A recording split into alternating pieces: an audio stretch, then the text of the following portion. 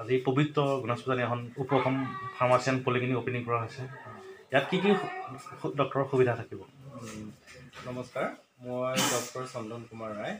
মই এইখনৰ একচুৱেলি আমাৰ উপশম যিটো অনুষ্ঠান এইটো আজি কৰা বাবে 3 বছৰৰ আগৰ পৰা আমাৰ চলি আছিলে, কিন্তু আমি এইটো এটা নতুন গৃহ অকণমান নিৰ্মাণ কৰিলোঁ ভালকৈ।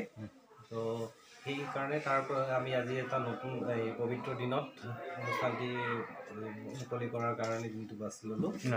তাৰোপৰি আমাৰ এইখনত বিভিন্ন ধৰণৰ ধৰি লওক মই যে মানসিক ৰোগ বিশেষজ্ঞ হিচাপে মানসিক ৰোগীৰ চিকিৎসাটো হ'বই।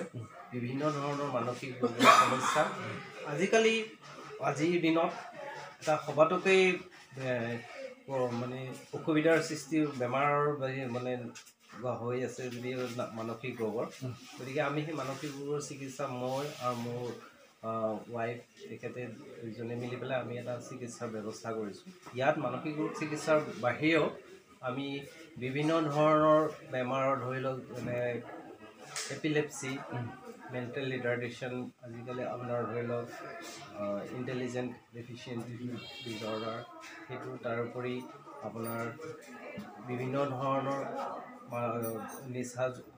নিচা বা মাদক দ্ৰব্যৰ সমস্যাৰ চিকিৎসা আমি হেৰি কৰিছোঁ। তাৰ লগতে আমি পলিক্লিনিক হিচাপে আমি বিভিন্ন চিকিৎসাৰ ব্যৱস্থা কৰিছোঁ।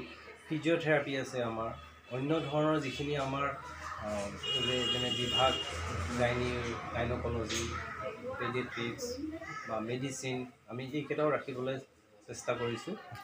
আৰু তাৰ লগতে আমি কিছুমান সা সুবিধা ধৰি লওক EEG এটা ব্ৰেইনৰ ইনভেষ্টিগেশ্যন কৰা প্ৰচিডিঅ'ৰ, সেইটো এটা আমি ব্যৱস্থা কৰিছোঁ। তাৰপিছত ব্লাড কালেকশ্যন এপ'ল' চেণ্টাৰৰ লগত আমাৰ টাই আপ আছে, তেখেতৰ লগত আমাৰ সেই ব্লাড কালেকশ্যনো কৰা হয়, লগতে উন্নত মানৰ ধৰণৰ।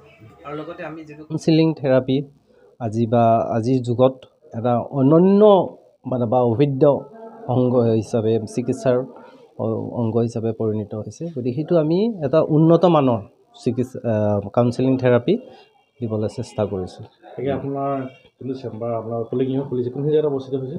এইটো আপোনাৰ উত্তৰ শৈবৰগাঁও MD ৰোড, আপোনাৰ বৰনামঘৰৰ ওচৰত। আৰু আপোনাৰ চেম্বাৰ পলিক্লিনিক কেইটা বজাৰ পৰা কেইটা বজালৈ খোলা ৰাতি? আমাৰ চেম্বাৰ আপোনাৰ ধৰি লওক ৰাতিপুৱা 8 বজাৰ পৰা সন্ধিয়া 8 বজালৈ। ধন্যবাদ।